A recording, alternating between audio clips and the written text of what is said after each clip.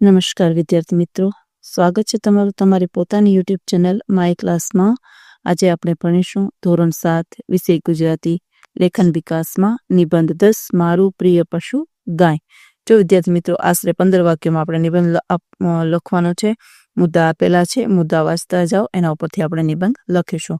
પહેલી લીટીમાં લખો ગાય મારું પ્રિય પ્રાણી છે, અને પછી ફકરો પાડીને લખો ગાય આપણને બહુ ઉપયોગી છે. ગાય દૂધ આપે છે. ગાયનું દૂધ સ્વાદિષ્ટ અને પૌષ્ટિક હોય છે. દૂધમાંથી દહીં, છાશ, માખણ, પનીર, ઘી અને માવો બને છે. ગાયના છાણમાંથી ખાતર બને છે. આ ખાતર ખેતરમાં નાખવાથી સારો પાક થાય છે. ગાયના બચ્ચાને વાછરડું કહે છે. વાછરડી મોટી થતાં ગાય અને વાછરડું મોટો થતાં બળદ બને છે. બળદ ખેતીના કામમાં ઉપયોગી થાય છે. ચલો વિદ્યાર્થી મિત્રો, પછીના ફકરામાં લખો ઋષિ મુનિઓના આશ્રમમાં ગાયો પાળવામાં આવતી હતી. તેનો રંગ કાળો, ધોળો કે કાબર ચિત્રો હોય છે.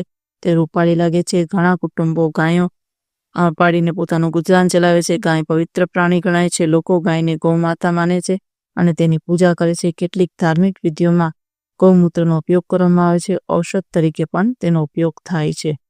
પછી લોકો અમારે ઘેર પણ એક ગાય છે. એનું નામ ગોરી છે. હું ગાયને ઘાસ નાખું છું. હું ગાયની ડોકે હાથ ફેરું છે. મને ગાયનું વાછરડું ખૂબ ગમે છે.